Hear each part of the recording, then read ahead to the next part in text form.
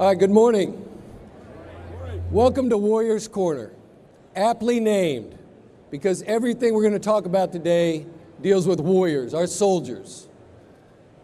As you all know, in our country, in our army, there's only one thing that we put above the men and women of the United States Army, and that's the Constitution.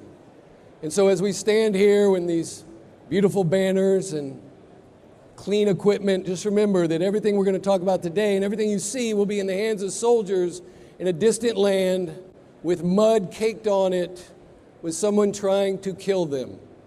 And that's why forums like this are so important, so we can all come together and get what's best for our soldiers and best for our Army. I need some help with the narrative of NGCV. As I travel around, I'm learning that not only everyone is not clear on what NGCV is, but there's a lot of people that think they're NGCV that aren't. So the NGCV is a family of vehicles. So it's the next generation combat vehicles. There's 5 of them. The number 1 priority is the Bradley replacement. That's the optionally manned combat vehicle. We have the AMP-V, which is the 113 replacement. We've got mobile protected firepower, which will replace what was the Sheridan in our light divisions. We've got the robotic combat vehicles. And then finally, the optionally manned tank in distant years. See, the M1 tank still has a lot of upgrades that it's capable of putting on board. But the Bradley is at its life. The 113 cannot be upgraded anymore. So today we're going to talk about those in some detail, but really focus on the Bradley replacement. And why do we need this? It all starts with the enemy or potential enemies. See, for years, there's been 2 disruption zones that have been formed. The first is a whole of government approach across the dime. The diplomatic, information, military, and economic. The whole purpose of that disruption zone is to keep us off balance, to maintain standoff. And while we've been away at war, a second disruption zone was put into place. It's an A2AD threat. It's long-range precision fires, rapid capabilities. So we've got 2 disruption zones that are both aimed at maintaining standoff. We need these vehicles to close the gap with our enemy, close that standoff so we can engage and destroy if required. That's our charter. So, next chart, please. You see the top 2 in red, those are common vehicles. 100 millimeter, 30 millimeter. 104 countries have the 30 millimeter. So if we're going through a modernization effort, if we want next generation, I personally do not want to modernize to parity. It makes no sense. We must modernize to establish standoff. Our soldiers deserve standoff. That's optical, that's direct fire. The technology may not be there, but we must maintain the ability to upgrade our equipment in a dynamic fashion to always have standoff against our enemy. So you see some options there. Now the ranges aren't on to keep it unclassified, but the ratio is accurate. And the stowed kills are accurate. And so if you're looking at Eastern Europe, North Korea, or an urban environment, there's different engagement ranges. But being able to see the enemy before they see you, and being able to engage the enemy before they can engage us, is paramount. Next chart. So the future battlefield.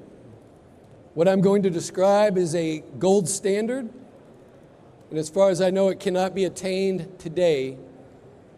But as we go to war in the future, whenever that might be, this is what I would want my daughters going to war with. It starts with the enemy again. An enemy common operating picture that is accurate and fed by manned and unmanned sensors that aggregate that data. Then through AI and precursor deep learning, that information is transmitted to commanders in the field with the highest probability of kill weapon systems across the joint warfighters that are in the theater. So if the best munition to destroy that tank is artillery or a joint fighter, it automatically identifies that to the commander, and then a human decides shoot or don't shoot. Now, how is this collected? You can imagine these robotic combat vehicles. It's not a stretch, you have some here. Manned and unmanned, ground and aerial robotic vehicles forward with sensors, have the capability to smoke, they have the capability to detect chemicals, they have lethality on board to varying degrees. These robots then can communicate through a network the enemy common operating picture, and then before America's men and women and our allies' men and women close with the enemy, it's a decision. The machines have made initial contact, and then commanders decide what is acceptable risk, what is the best way to destroy the enemy so that they capitulate or die.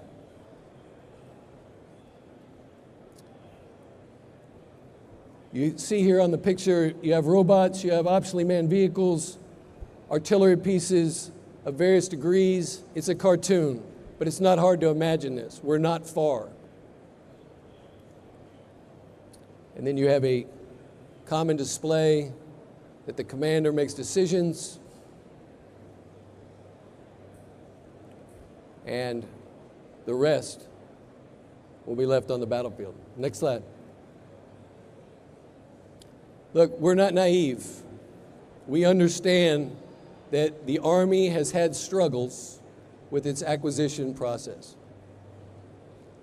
And the whole purpose of Army Futures Command, the Next Generation Combat Vehicles, CFT, is to learn from that and move forward. We are the bridge across the Valley of Death.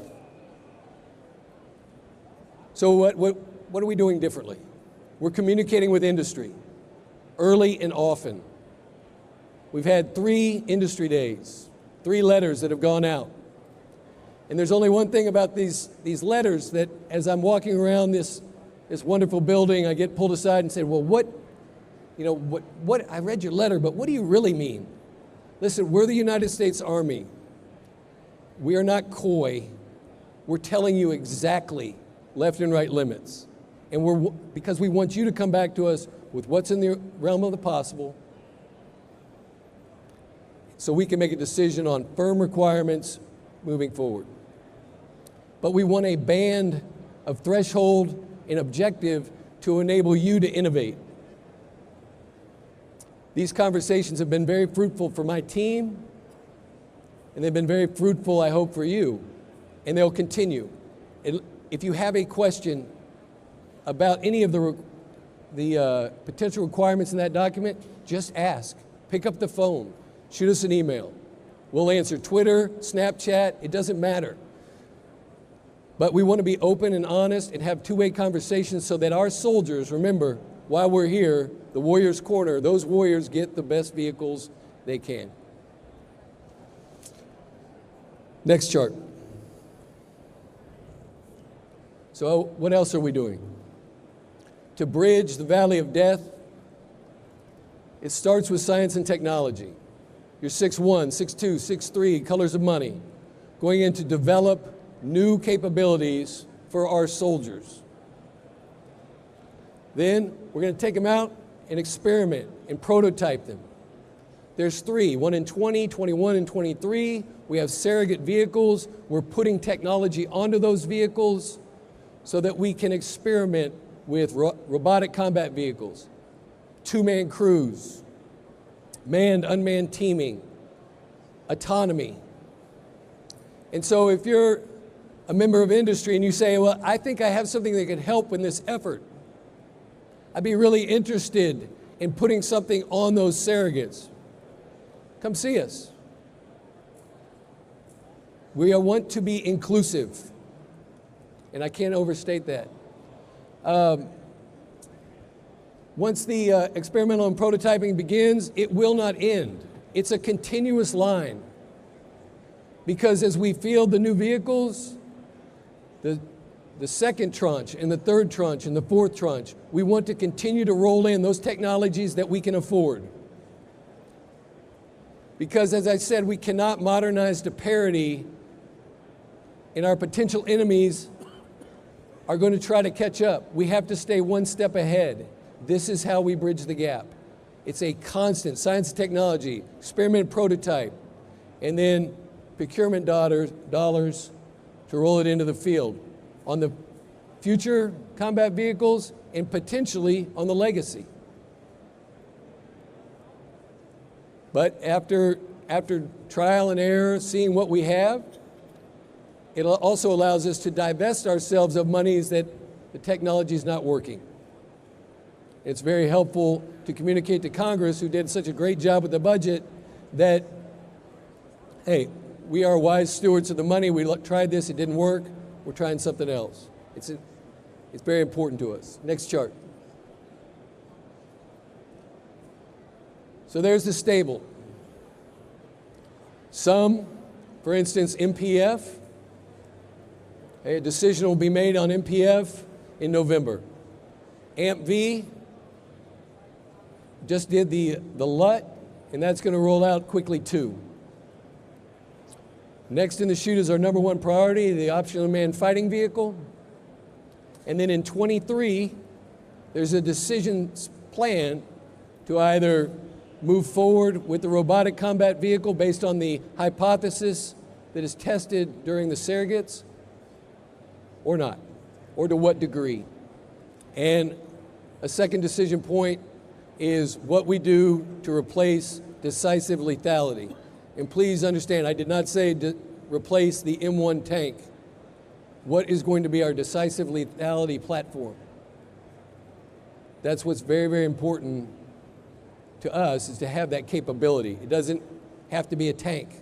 It just has to be decisive and lethal. So with that, I'll pause for any questions.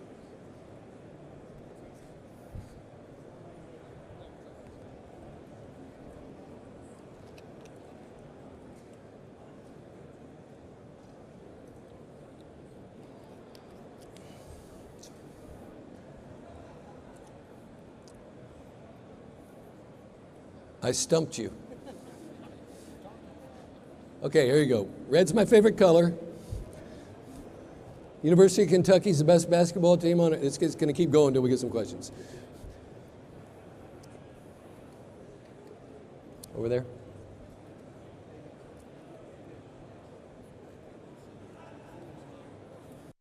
I'm Sidney Friedberg, Breaking Defense. I was going to wait for your roundtable later, but if everybody's gun shy, I'll start. We haven't talked much about, we can't say M1 replacement, but the next main battle tank functional equivalent.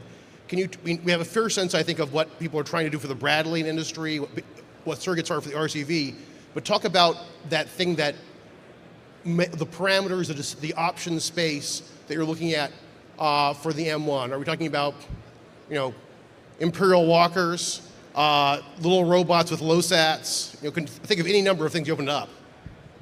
So bottom line is, anything's on the table.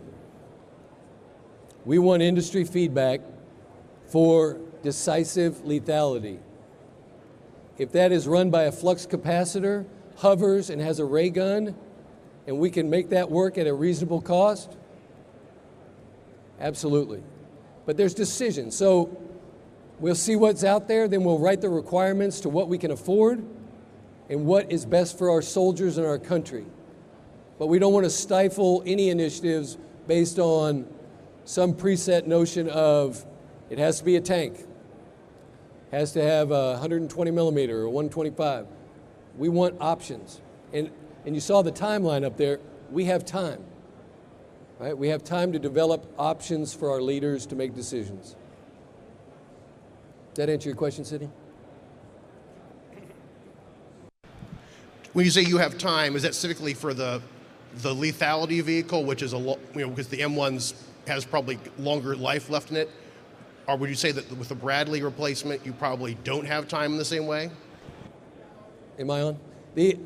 We have time for the Bradley replacement, but not as much time as for the tank. So the tank decision is scheduled for 2023, and we're hoping to get the optionally manned fighting vehicle decision before January on what the requirements are. And then we'll go through the acquisition process from there.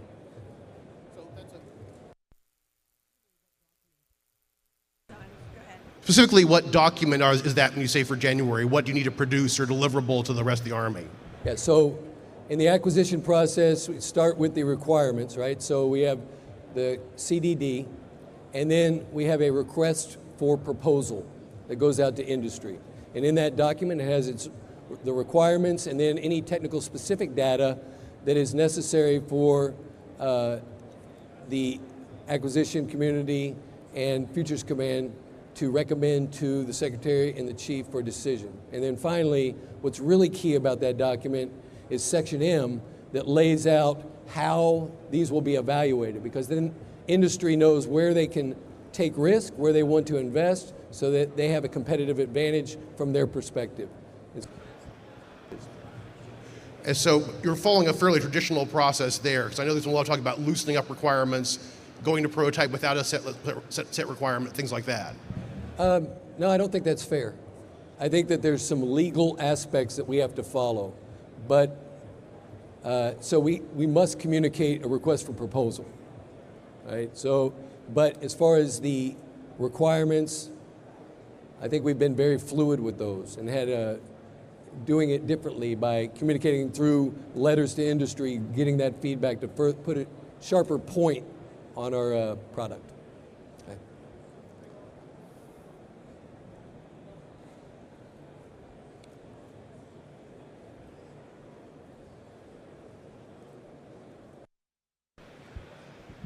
Sir, my name is Billy Hughes. I'm a former infantry guy, 6 years, 3 combat tours, 2 Purple Hearts, used to ride in Bradleys.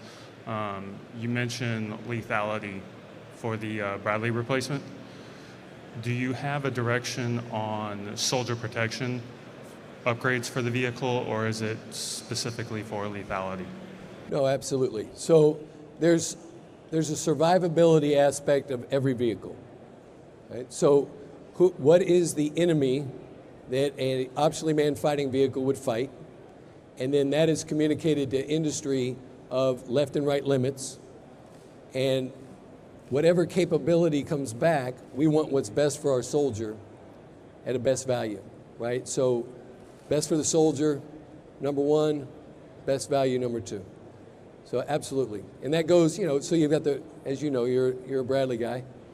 You got the frontal arc, you got the side, and you got the rear, you got the top and the bottom. So this is we just got to set a threshold so that, as I said, we can make this the best for our soldiers.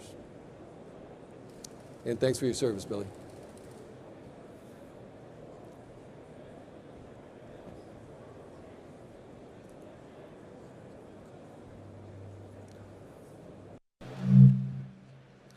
Peter Felsuit from James Vance Weekly. Can I just ask you to what extent the optionally manned aspect of the Bradley replacement is on the list of requirements? And is it an absolute requirement? Is it high up on that list, or is it a nice to have? Okay, so optionally manned. An optionally manned vehicle, first of all, can be operated with a crew or without. And that's, so a commander on the battlefield could choose to send a crew with that or remote it into a position of advantage on the enemy. And right now, that is a requirement that it be optionally manned. These are some, we're all friends, right?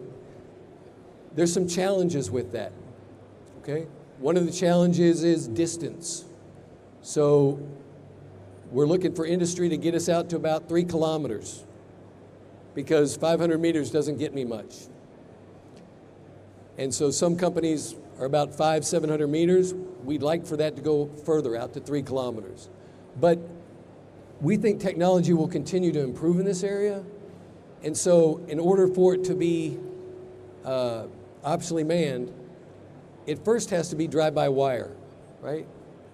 And so it has to have the guts in it that allow that to be upgraded over time. The Secretary has been very, very clear, as well, the Chief and the Secretary. Look, we're going to upgrade this vehicle over time. Right? So upgradability is king. And we must maintain that so that we can get the best opportunities and equipment for our soldiers.